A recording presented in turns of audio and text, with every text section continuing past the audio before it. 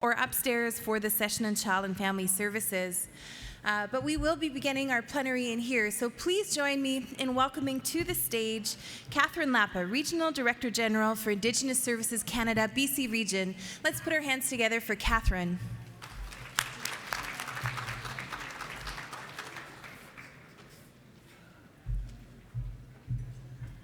Good morning, everyone.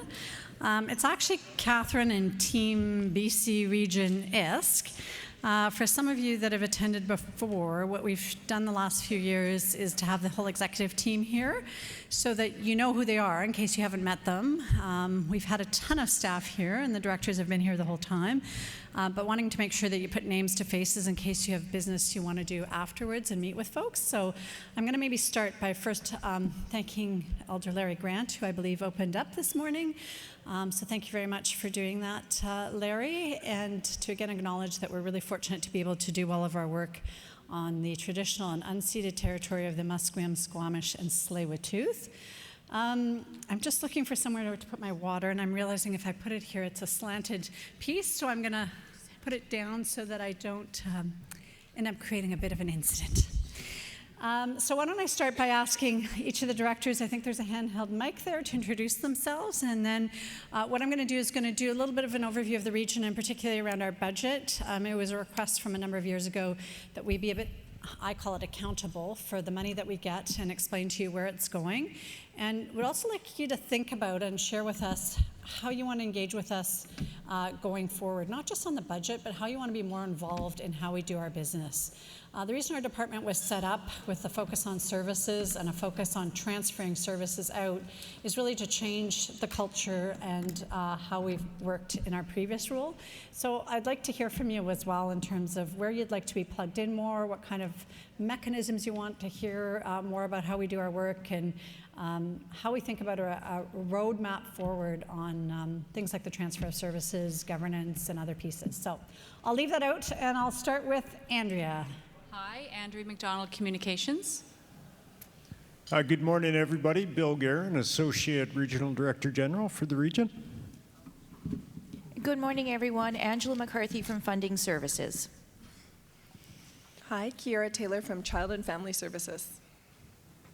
Good morning, Paula Santos with Community Infrastructure. Good morning, folks. James Moxon, Community Development. Good morning, I'm Wendy Rogers from Programs and Partnerships. Hi, I'm Vi Gressel, and I'm the Director of Corporate Services, which is basically all the internal functions of the department. Good morning, I'm David Russell, the Director for Lands and Economic Development. Hi, I'm Angela Choi-LaRose, Regional HR. All right, so we'll start on the next slide. So what you'll see is that the regional budget now for the first time has broken $1 billion, up from $994 million last year. It is a significant amount of money, and I think you'll see, though, as we break it down, that in fact, you know, there's still pressure in a number of different areas, but it is a significant amount of money, and we want to just give you a bit of an overview of what that looks like. The way we broke it down last year, and we'll continue to, is to really try and explain as well how the pots of money get allocated. So you'll see that there's $69 million that is proposal-based at the regional level, about $340 million that goes through proposals to headquarters, $576 million is formula-based, right? So it kind of flows through the region and directly out to First Nations. And then our operating budget, so how we run our region, is $28 million. The reason why a lot of our funding goes through HQ proposals is what we've seen, and it was referred to by ministers and so on over the last number of days, is that there's been a lot of targeted funding. So this government has increased funding in a number of different areas, but it's time limited. And so what happens with that is we really need to be able to account for the fact that the money is going to those purposes, right? If there's an allocation made for housing or to remove drinking water advisories, people want to see that the money, central agencies want to see that the money is going that way, but we also need to be able to account to you and to central agencies that we're getting results for it. All right, so moving along, if you look at the breakdown on the next slide, and I think we have the presentations on each table, so you don't need to be taking notes, and I'll skip over some parts, but there's both the presentation and a dashboard. So what we've tried to do is provide sort of this one-page dashboard as well to give you an overview of the funds, just so that you have a flavor for it. So so you'll see here on this chart that the budget's divided into a number of new areas, and what we've got new from last year is that we have Child and Family Services broken out separately. We've just created a new Child and Family Services Directorate, and really that's in response to the Canadian Human Rights Tribunal decision, the fact that we've now got a number of jurisdiction tables, Jordan's Principle is a growing business, and so we in fact have a new Child and Family Services Directorate, and Kiera Taylor is our first Director of Child and Family Services. So if we move along then to community infrastructure, this is one of our biggest investment areas, and it's really about investing in people and communities. As you're aware, water and housing are two of the government's key priorities, and the benefit to individuals and communities from a new school, home or water system can truly be life-changing. In the community infrastructure area, you'll see that it's about $248 million, so about a quarter of our budget, right? And it's up significantly from 3 years ago when it was $188 million, but it peaked really last year at $304 million and is now a little bit less because of this targeted investments that come from budgets, and some of the budget funding that was in 2016 was only for 2 years, and so you'll see a little bit of a dip there. On the next slide, you'll see that the main investment areas in this program area have been water and wastewater, housing, and other community infrastructure, such as schools, energy, connectivity, roads and bridges, and mitigation of contaminated sites. It also includes operations and maintenance to maintain infrastructure assets. So if we look at water and wastewater, last year we spent $91 million, and as of 2 weeks ago, 72% of that funding for this year was committed, with the rest to come shortly. We have about 290 water systems, and I think you see the dots there. We've really been focusing on removing the drinking water advisories. So over this past year, what happened is we had a number of systems that were previously not counted as public systems added to it. It was called expanded scope. So there were systems and communities that were essentially supporting the community that the minister asked us to add in. And so we had an increase in the number of drinking water advisories for this past year, but then in fact we're able to eliminate 6 long-term drinking water advisories last year: Adams Lake, Alexis Creek, Cowichan, Clasden, Salal, Honeygatine, Lobe, and we have Stellatin that's about to be lifted formally, and now we only have 4 more long-term drinking water advisories left in this province: Bonaparte, Semiahmoo, Wet'suwet'en, and the Carrot Creek, James Lalula water system in Honeygatine. So we're getting there, and as you know, the government is committed that by 2021 that they all need to be lifted, and we're certainly on target to get there. Obviously, the systems that are a little bit more complicated are taking a little bit longer for us to move forward. In the housing area, we have about $38 million this year for housing infrastructure. And the funding supports the development of policy, renovations, and new construction through the Regional Housing Support Program. We supported 111 projects and 75 First Nations, tribal councils, or organizations this past year. And to just name a few of the successful projects or innovative housing projects that we have, New Hawk has designed a 6-unit housing complex and renovated 10 homes. The nation set up a carpentry program that matched students with skilled workers, which also supported the development of their workforce. And in Cooks Ferry, they constructed 3 housing duplexes that use energy-efficient technologies and incorporate wheelchair access for residents. I would say as well that we certainly welcome the investments and commitments from the province of British Columbia to be putting in additional funding for housing on and off reserve, and we'll be working closely with them to see how we can coordinate some of the approaches on that. But that's certainly good news for many communities, and they're already seeing the benefit of that. In other infrastructure areas, we've included schools, roads and bridges, fire protection, community buildings, energy, connectivity, waste management, and the mitigation of contaminated sites. So the combined funding for that is $119 million. There's been 12 school projects in 12 communities, 14 energy projects in 14 communities, 27 contaminated sites projects, and a number of others in the other areas. So again, significant efforts there to support communities. If we move on now to education, it's timely. Some of us had the great honor of being there yesterday for the announcement and celebration of the BC Tripartite Education Agreement, and we're very honored to have been able to do it at the school in Squamish Nation. It was a great event with kids that reminded us about what investments in education are all about. And as a result of that new agreement, Canada not only funds students at the provincially comparable rate, which was already achieved under TIFA, but we now provide substantially more funding for key priorities such as language and culture. So certainly after the panel we just had, we can all appreciate the value and importance of investing in kids to learn the language and culture right from the beginning. And we're also now funding full-time K-4, so I think that's a really important development, and hopefully many of you are looking at how that might benefit your communities. This year, the region was allocated $338 million in education program funding, an increase of $31 million from last year. In addition to the $20 million a year for 5 years that the BC Tripartite Education Agreement offers, within that $20 million, $14 million of it is for language and culture, $1.7 million was for new school bus purchases, and we've got close to about $15 million that will be to increase connectivity for schools across the province.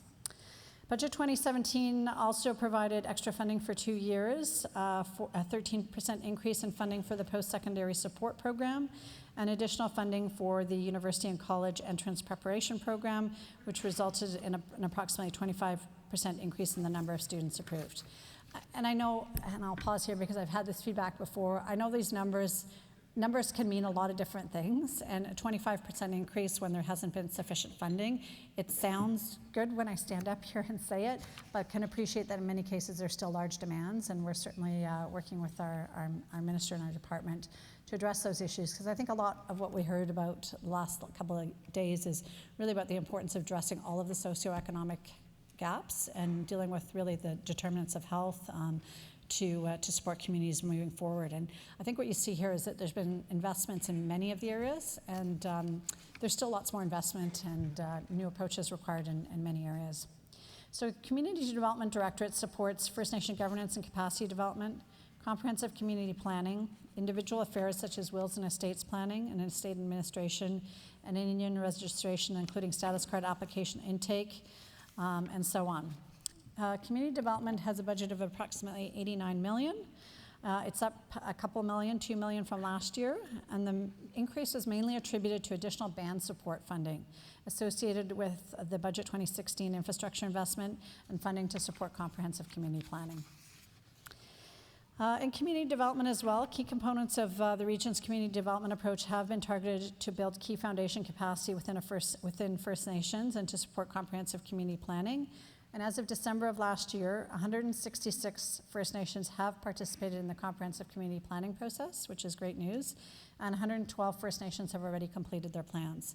And really, as we know here, this is something that started in BC, has been embraced by BC First Nations, and has huge impacts in a lot of different areas to bring communities together and set their vision for where they want to go. So moving on to lands and economic development. Our directorate works with First Nations to deliver programs and services in land management, economic development, natural resources, and environmental management. And I certainly heard yesterday from Chief Byron Louie over there and others about the importance of us investing in economic development areas, and that this is probably an area that has not received as much attention as some of the others, and is one that's really important to supporting the sustainable development of First Nations lands, resources, and Indigenous economies while protecting the environment. The majority of work done by our staff is in service delivery related to reserve land management transactions under the Indian Act, including designation votes. We did one in record time this year because there was a prospect of a big project in a community. So we pulled out all the stops to support leadership in trying to do their designation vote. We've done leasing permits and additions to reserves, as well as staff work on individual interests of certificate of possession holders. We are working hard to do more, to be faster with the resources we have, but certainly see that there's increased demand in many of these areas. We also work with First Nations interested in managing their own reserve land base to become operational under the First Nations Land Management Act, And we continue to see many First Nations in BC interested in that approach and really reaping the benefits of being under FNLMA and having the flexibility to do the kind of development that they want. So in terms of funding for lands and economic development, it's $36 million. And it's a budget which includes $24 million of formula-based funding for economic development and land management.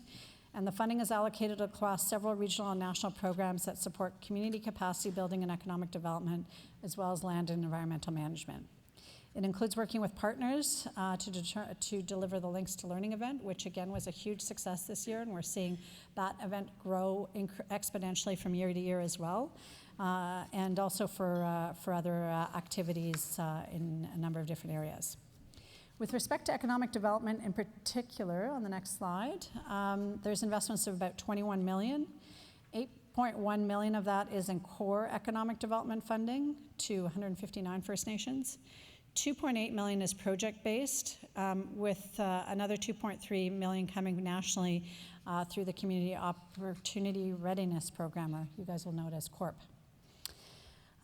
I would also note that 2018-19 is the last year of the 5-year initiative called Strategic Partnerships Initiative West Coast Energy Fund. It was something that was set up 5 years ago to support communities in engagement, job creation, fisheries management, and environmental areas relating to large energy projects in this province.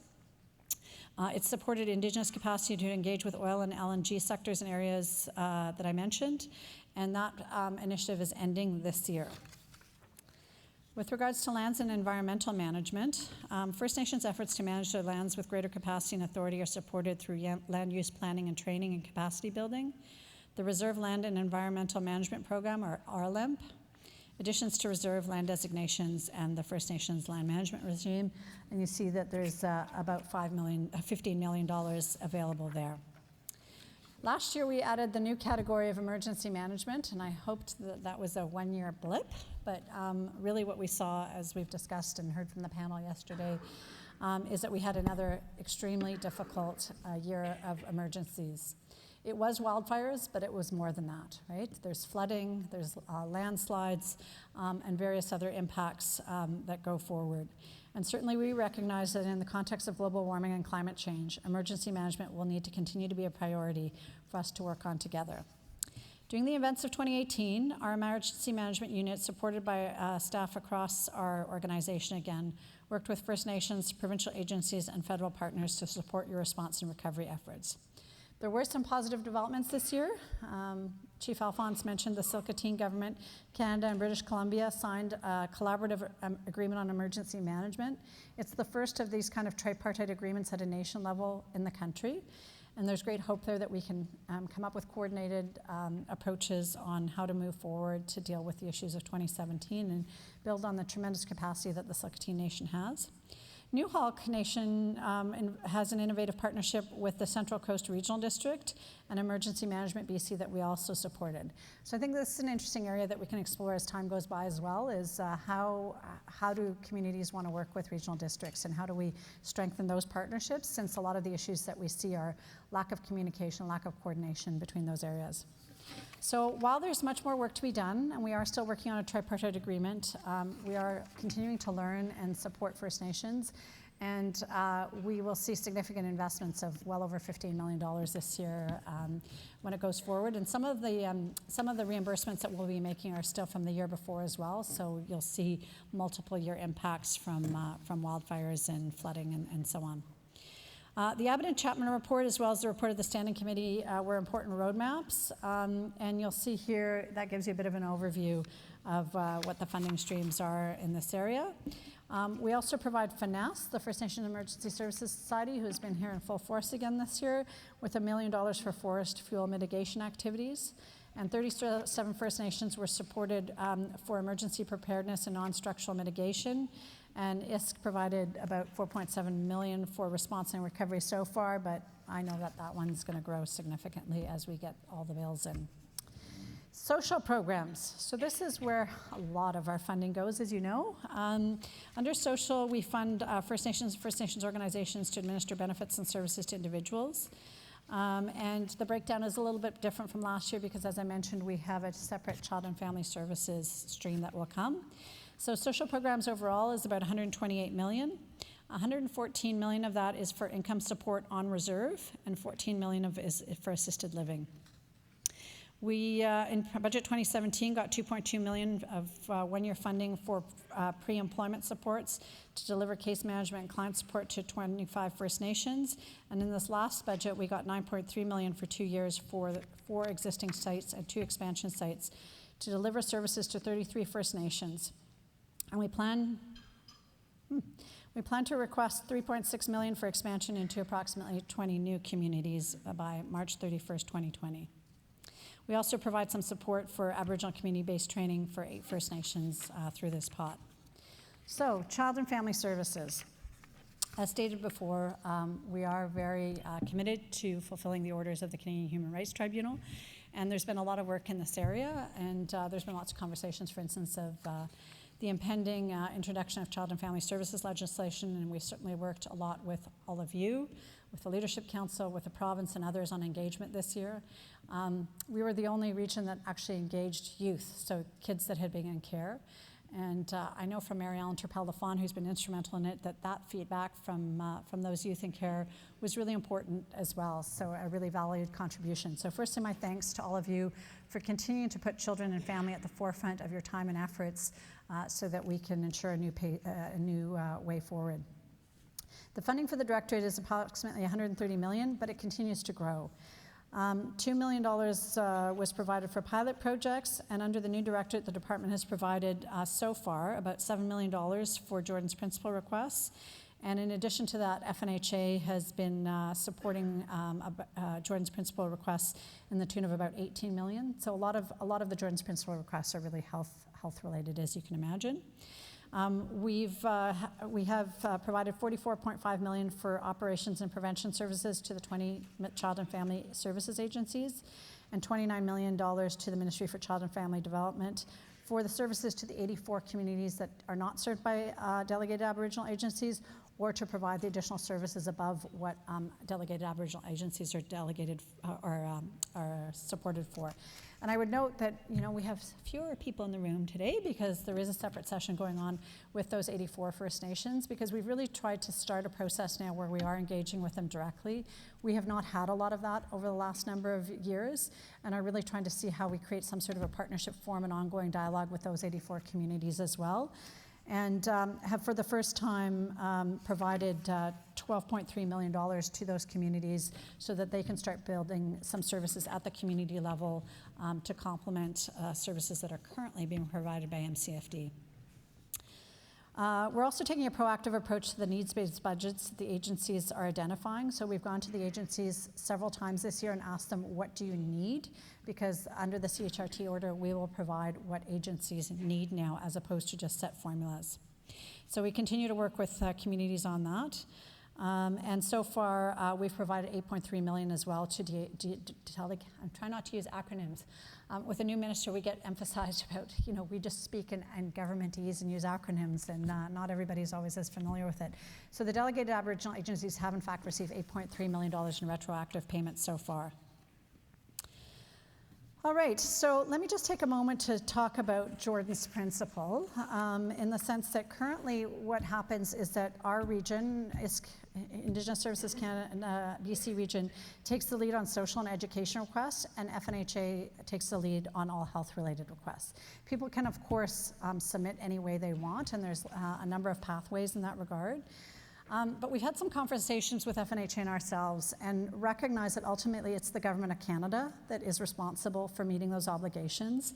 And in that spirit, the Government of Canada should take responsibility for meeting the standards, ensuring that there is the full interpretation of Jordan's Principle, and quite frankly, it's evolving significantly in terms of what's including.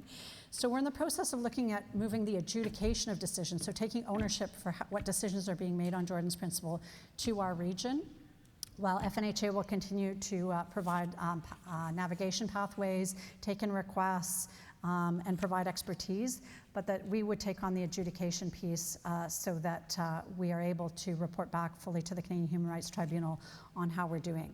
So happy to hear feedback on that, but really the intent is to ensure that we are fulfilling those entirely, and that we're able to account for where the investments are going and how we're meeting the standards in time.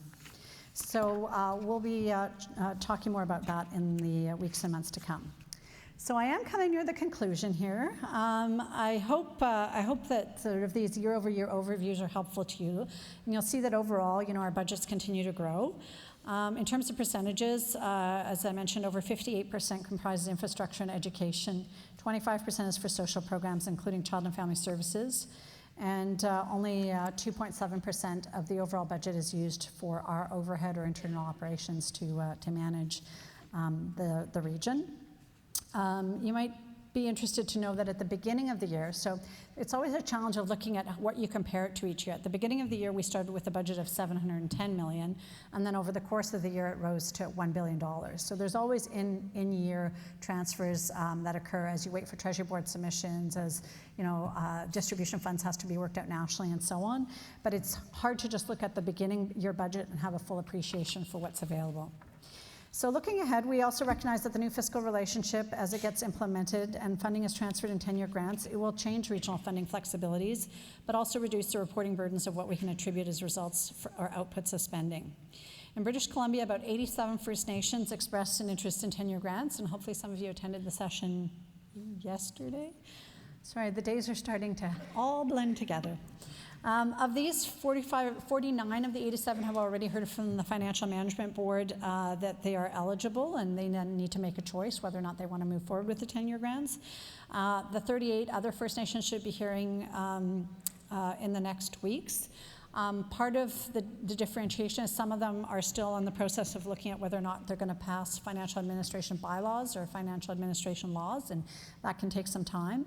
It's certainly a continual process that if people don't end up going forward this year but want to next year, they're certainly able to do so. And I'm sure you've had the opportunity either yesterday to ask questions, or Angela McCarthy, who's our Acting Director of Funding Services, can answer questions. We've got people at our open house. So lots of opportunities if people have any questions about the 10-year grants. So I'll finish off with maybe talking about service excellence. We continue, as Minister Philpott used to say, have services as our middle name, and we should really be focusing on services. We continue to make it a priority and try and do our best, whether in all of our in-person service delivery, to make it easier, to make your access to the building easier and more culturally sensitive, and to do what we can to improve accessibility services at our status card counter. We have a regional recipient assignment list. It's a monthly send-out that shows the officer who works with your band. So this is one of the things we've heard at previous joint gatherings is you guys change staff all the time. We don't even know who to call anymore. So what we're doing is on a monthly basis, making sure people know that. So hopefully for administrators in particular, it makes it a little bit easier to navigate us. We've also introduced cultural safety and humility training. So FNHA has been a real pioneer in this area.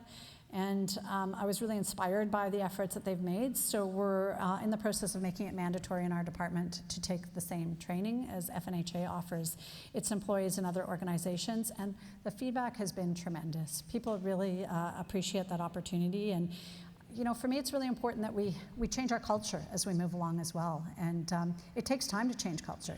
And you need to invest in it and make sure that people are connecting to the values and the directions that we're moving in. We've also introduced what we call our service ABCs, which are a set of standardized approaches to help ensure everyone receives the same level of services when we respond to inquiries and proposals. So we're challenging ourselves to respond again to what you've said, that how come it takes so long? We don't know how long it takes to hear back.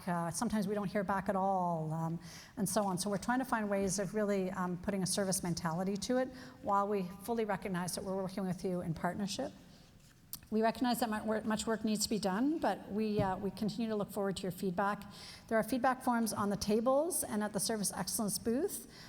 We've had a Service Advisory Committee that started from the discussions last year from Joint Gathering, and really appreciate those efforts of chiefs and administrators to join us and actually talk to us about service. I have to say I'm always a little bit torn about asking for time to talk about Indigenous Services Canada, because I know how pressed you are doing other things. So I really value those of you who have taken the time to come with open hearts and minds and share with you what works, what doesn't, what you need more of, where you need less of us. And so I hope that we can continue that dialogue forward again. And to come back to my opening comments as well, we do really look forward to your perspectives on how we can work differently in partnership, how we can be transparent and accountable to you, and continue the good work that we've done over the last number of years. So I thank you for your patience. I know numbers is not everybody's cup of tea. The reason all these folks are up here as well is that we do have a Q&A, and I want you to be able to get to know who some of our directors are, and feel free to direct your questions to anyone in particular, but really thank you for taking the time to be here. I know there are lots of other great sessions out there, and it's hard to keep sitting at the end of 3 days in these hotel conference rooms. So thank you very much. I get to sit now?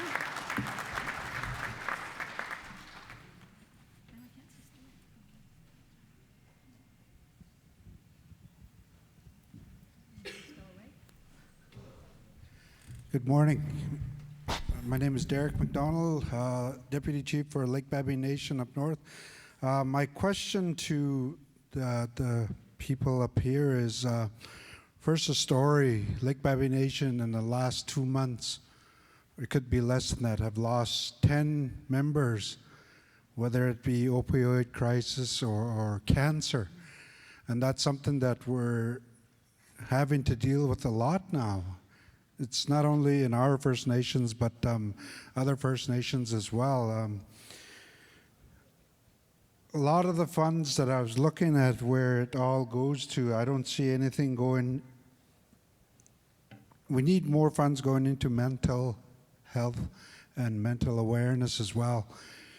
Because what we went through in the last 2 months with 10 deaths, it was cancer, it was opioid overdose and all that. And then really living up in the north, we don't get a lot of the services that we can get, that people get down here in the south, because of our the area that we live in.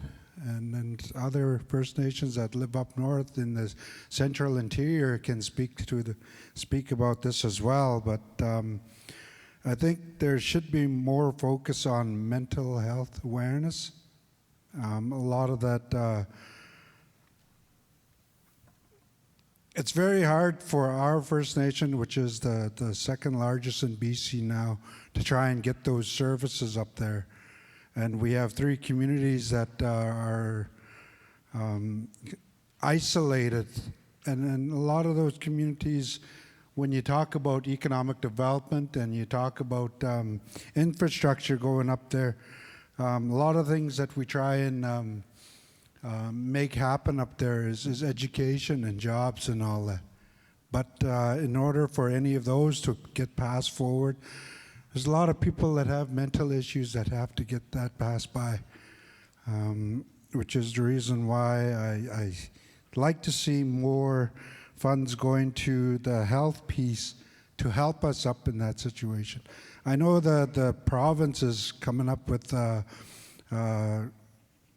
positive results as well, but Indigenous Services Canada are the ones in charge of reserves that we all live in up here in BC, and to help us with the cause for mental health would definitely be a plus for not only Lake Babbie Nation, but people here in British Columbia. Thank you. So thank you very much for that question. Maybe I should have clarified, and Indigenous Services Canada now includes the First Nation and Inuit Health Branch, but in BC, we have a fully transferred health program to the First Nations Health Authority. So they are an entirely separate from government First Nations health organization. And they really have been putting mental health as a priority. They recently announced an agreement with the province and the federal government for an additional investment of $30 million into mental health. They've made opioid addiction a real priority as well. And it's a good question. What I take from your question in part is we have not included a lot of health issues here because FNHA and FNHC have their own processes where they engage with you through their caucuses and so on. And welcome feedback as well, whether you'd want to see more of FNHA, FNHC here. We don't want to duplicate or overlap, and we want to respect their own processes. But you're absolutely right. These issues completely, affect every part of the community and are ones that need extra attention. We've certainly seen the mental health impact as well from the wildfires. And we work closely with FNHA in terms of what can be done to provide ongoing support to communities with regards to the wildfire impacts. And what we did as well in the case of Tahltan is we were able to support the Stikine Holistic Working Group to provide some social and cultural supports in addition to the mental health supports that that FNHA was able to do. So we are alive to the issue and happy to try and facilitate engagement with FNHA on it, but I look to the floor as well over time where you want to see those discussions take place, because I know many of you attend many different sessions and we try and avoid overlap as well.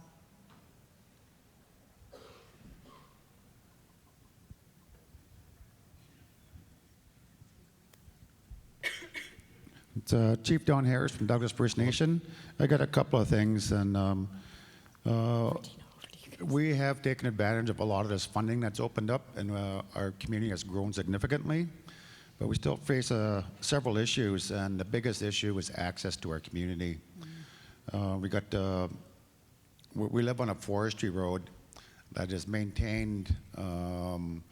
It's activity-based for the maintenance, so when there's logging, parts of the road get maintained. But this time of the year, there's almost no maintenance. And that affects a lot of what we do down there. It's significantly increased our cost of construction. A couple of years ago, I was visiting another community in the interior and compared the cost of housing, building. They were $88 a square foot. My community was at $227 a square foot. And that's due to the transport of materials not into the community. And then we've got a time frame. If we can't get in there a certain time of year, it's that the costs go up even more. The roads also affect our schooling. Is that we have we've recently opened up a school in our community that we're trying to take care of a our K to 3. But over that, kids got to go to our neighboring community, and I think they've this week and last week they've already missed a number of days because the bus just can't make it through. The snow and ice, the bus just can't get up some of those hills. So one of the things that we've been trying to find something that will give some of the obligation to keep access to our communities open. Or help to have it declared a public road so that MOT or our Minister of Transportation can come down and, they actually own a little piece of our reserve, Ministry of Transportation. They've got a right of way through our reserve way out in the middle of nowhere, and the rest of it's forestry road. Roads and bridges, we get, I think, maybe like $2,500 a year for roads and bridges. But right now, I've got several times a year, access to part of our community is difficult because of flooding. We need our road raised there. And we've only have access to maybe 15-20% of our reserve lands. Most of it's either inaccessible or floodplain. So we do have a fair-sized piece of usable land, but we have no access because there's no. We've actually just bought a bridge in the fall time off of Canadian Forces bases, and we were unsuccessful in finding funding for that, so we purchased a bridge, and it will be installed during the fish window this summer. So that's a significant cost to our community, and the road access it's costing our community huge investments to offset the cost of our housing. I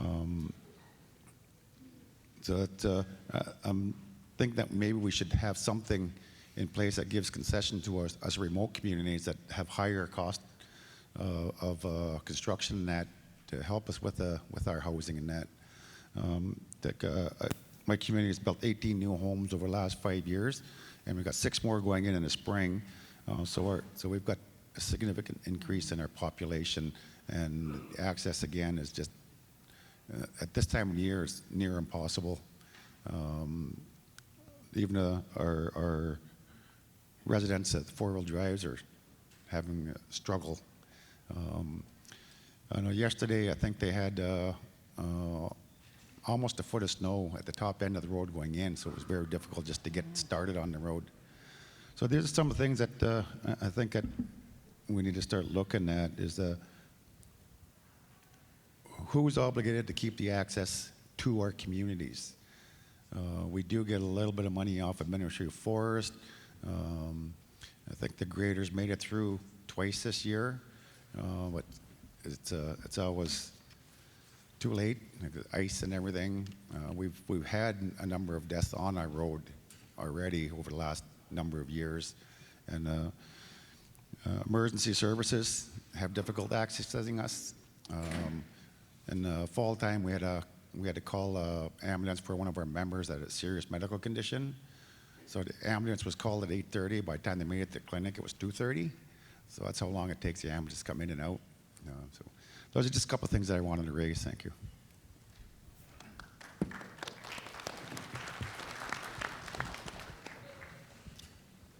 Thank you, Chief. Really do appreciate the suggestion of having something specific to the challenges and issues of remote communities at our next joint gathering, or certainly in between as well. The challenges are unique, and they're not unique to your community, though. Every community that's isolated, every community that's remote has got very similar sorts of challenges. So we'll certainly take that back. I think there's a role we can play in trying to facilitate discussions, work with you on solutions that work for your community. Funding authorities are a challenge for us. We fund on reserve. The roads are largely off reserve, but that doesn't change the fact that you need access to your community. It is a problem, and we have to work together to solve this. Certainly, there's been a bit of progress on some of the housing subsidies. Maybe Paula could speak to that briefly, but certainly we will follow up after this and see what we can do, and I think we will look to see what we can add to the agenda for future years on remote communities and some of the unique challenges. Thanks for raising that. Bill, can you introduce yourself? Speaking to say hi, Bill. Hi. Belated introduction. Bill Guerin, Associate RDG. Paula Santos, Director of Community Infrastructure. We can definitely help to facilitate some meetings with MOTI. I know that they have the main responsibility for maintaining most of the road to your communities, but we can help facilitate some discussions with them, and maybe there's some way that we can get additional operation maintenance from them on that road. As Bill mentioned, we can only provide funding for the on-reserve portions of the road. In terms of housing subsidies, we have increased the subsidy levels went into effect last August. So the subsidy levels that have been in place since the 1990s are now higher. So for your community, I think it would be more than $40,000 a year. We can connect with Rick too on those numbers. But we've been doing some work to try to get subsidies more in line, at least update them so they're not as out of line as they were previously. Maybe I'll just add one point, which is what you're speaking to is the heart of the sufficiency discussions at the AFN, right? Like we do a lot of things by formula, but if the formulas don't consider the circumstances sufficiently or are not updated with the cost of living or things as they develop, then it's a problem. And so the AFN has been working with not just our department, but with central agencies on the issue of sufficiency. And I think it's really important that people engage or have representatives engage in these pieces because there are a whole host of considerations that need to be taken into account. Sometimes there's an assumption, oh, BC, you don't have that many remote communities, you don't have that many fly-in or winter roads, but there's different ways of being remote, and they all need to be considered. So I hope that people are alive to those discussions and finding ways to make sure that the realities here in BC are fully taken into account, because those formulas then set a pattern around a whole number of things. And I think there's increasingly a focus that funding should be needs-based, right? That we need to ensure that as we move forward, that we're supporting those who need it most. But how you define needs can be so arbitrary, or can be looked at in so many different ways that, again, it comes down to things like technical formulas and what's taken into account. So I really do think it's important that the voices from here get heard in those types of conversations, because those often set, the formulas and directions for decades to come.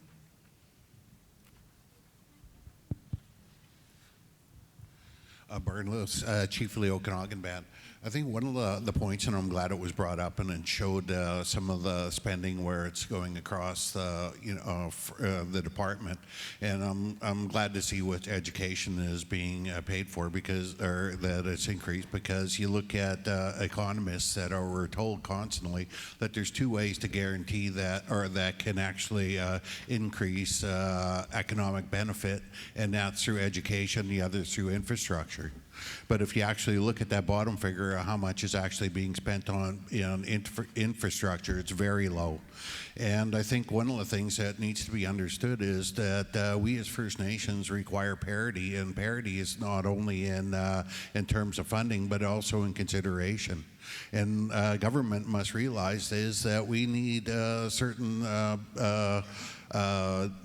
social and societal needs as much as anyone else in the outside community, and especially when you look at infrastructure. Because when you're talking about infrastructure and they're looking at that, and you just mentioned the formula and the formula basis for determining how much funding will be provided to communities. Well, one of the biggest ones is in terms of infrastructure is it doesn't have a category in there where it considers economic benefit or the ability to generate revenue in terms of the community, but also in terms of the general public and also Canada in that regard. Because if you look at it, and we have about 7 communities in the Okanagan, and taxes that are generated on all those 7 reserves probably equal better than $100 million that's taken from our communities. Yet when you look at infrastructure, there is not a parity when you actually look at that. And, with infrastructure being put in there in terms of water and other systems like that, there's a benefit to that. And it also increases the land value of where we're sitting, but also increases the ability for us to generate economic benefit in terms of development, whether it's recreational, commercial, or residential. And another point I'd like to bring up is that since about 1969 in our community, the Department of Indian Affairs has okayed creation of subdivisions in there to the tune of about 9,800 residences that are situated on our reserve lands. The problem with that is in the early 1960s, they had a very low standards for environmental protection and damage. So what you have is that they allowed for septic systems to be actually placed on water or on land that has a very high water table. So now what you also have is the same time is these community wells that go right down into the same system. And there's this polluting factor that's going on right now. You got the push from the bottom, from the high water table, which wicks up through the system. You have a water system going down in there that's pulling water from that same, and eventually what's going to happen is you're going to have a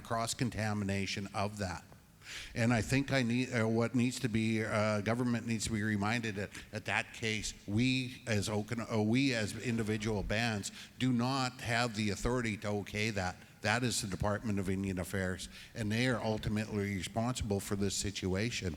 And it will happen, and it is happening in our communities with higher levels of fecal chloroform turning up in the water systems. So, you need to actually look at this as being a partner in this whole development, and this goes right across there. And also looking at how we can actually access Infrastructure Canada or all these other departments. And I think the Department of Indian Affairs has to be a lot more lateral with the other federal agencies to come in there to deal with these problems. Because once we actually are able to get the water systems in there, once we're actually able to get the road structures and what have you, we have the ability to actually start making some, generating real revenue. And at this time, we're not given those considerations. The formula are based solely on social and does not take into consideration economic. And I think that's long overdue. I think those changes need to be taken, and we need to start dealing with these before it becomes a situation of liability, not only for us, but also for the department in terms of health and safety. So maybe I'll start, and then I'll let Paula go into the details of subdivisions and septic systems. I would start by just saying I totally agree with you on the need for funding parity, but I think what we're actually seeing is parity plus starting to come. Jordan's Principle is one example, where there's a recognition now that it needs to be about substantive equality. And it's not just about how much money the province would provide for an individual, but trying to get to similar outcomes and similar intents. There needs to be additional funding. I think we see it in the tripartite education agreement. We've gone beyond funding for from the provincial tuition levels and are providing enhanced funding for language and culture.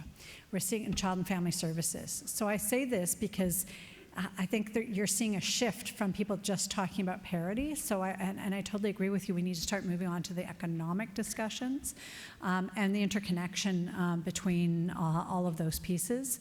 And there is a lot of work to be done. I know in your area there are some conversations about water management issues with the province, and there needs to be more of that because you're absolutely right. There's a lot of decisions happening off reserve that have a direct impact. And we will try and be partners as best as possible with you on trying to address some of those issues and to try and get to not fall behind the curve as much as we have been, and seeing what we can do in that regard. And maybe Paula might have some more comments on the specifics on the infrastructure side of things. Or David wants to jump in. Okay. Sure. Hi, I'm David Russell, the Director for Lands and Economic Development. And Chief Lewis, we've been in the community a number of times this year to talk about land management and working with individual landholders as well as with the nation on the broader issues that link the septic systems, the contamination of individual land, as well as looking at the broader community needs.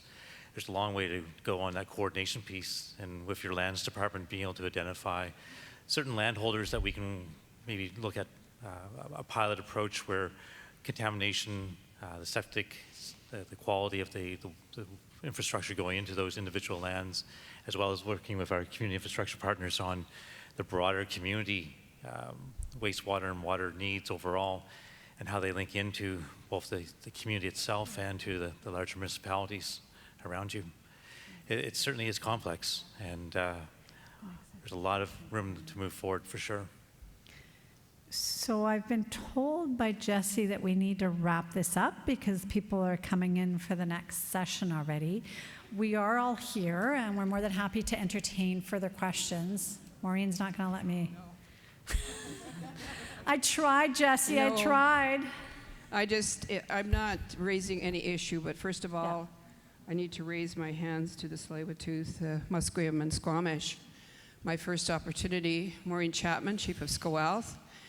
And Catherine, I've always held you in high esteem since you arrived here to work with us, and I still do. I've had a good relationship with you and Bill Guerin for a number of years. My feedback is that please respond to our council members when they reach out to you. And you've got a lot of new staff here, so I hope you hear this loud and clear, because when my council is not getting responses, it means you're disrespecting their request. The chief has to step in before we get the attention, and it shouldn't be that way. If it's coming from our band office or whoever it's coming from, please honor that person and at least respond to them. I had to run some interference here for my council member that's been basically, she said, stonewalled. So now we've got some results, and I appreciate that. But also, when you're saying, I'm going to take that back, we're going to follow up, please put a timeline on it and not let it drift. Thank you. So I know that you raised this issue yesterday, and I have not had a chance to look into it, but it's written on my list of to-dos. Many of you have approached me over the last couple of days, and I have a growing list of things that I was going to go through with the executive team when we're next together to make sure we are following up on it. I'm not sure about the specific case in mind that you have, but Bill says he's discussed it and taken it on. I do try and respond to emails to anybody who sends an email to me within hours, if not a day. I'm not going to always be 100%. My server went down the other day and so on, but I really try to because I think it is important that we set that standard. And we have established service standards for ourselves internally, so I'm sorry that that didn't work in your situation, and I will look into it to do better because we certainly intend to respond in a timely and complete manner to all inquiries. I always feel that if someone bothers to reach out to me, it's important to them, so it needs to be important to me. So thank you, and I appreciate you all taking the time to be with us today. I want to say I'm particularly gratified to see many of you coming back year after year, so my heartfelt thanks to all of you. But it's also been great to see some new folks coming in. The first day we saw a whole number of hands raised of people that had never been here before. We've managed to coax some chiefs who never show up at these assemblies to come and join in the fun. So really appreciate it because I do know how valuable your time is, and so our heartfelt thanks, and look forward to hearing from you that weren't able to raise questions right now as well. So thank you.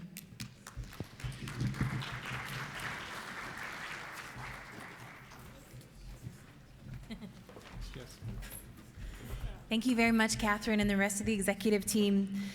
It is 11:15 right now, and so we'll be going immediately into the next session as soon as our speakers come up on stage, and we give a little bit of time for you to move to your next room. So just a reminder, in this room we have another plenary on Indigenous institutions supporting economic capacity through partnerships, and that will be facilitated by Chief Michelle Edwards, who's welcome to the stage anytime. If you would like to take part in the discussion around the Housing and Infrastructure Council, that's taking place in the Stanley Park room on the second floor. So housing and infrastructure upstairs, or economic capacity through partnerships in this room, beginning within a few minutes.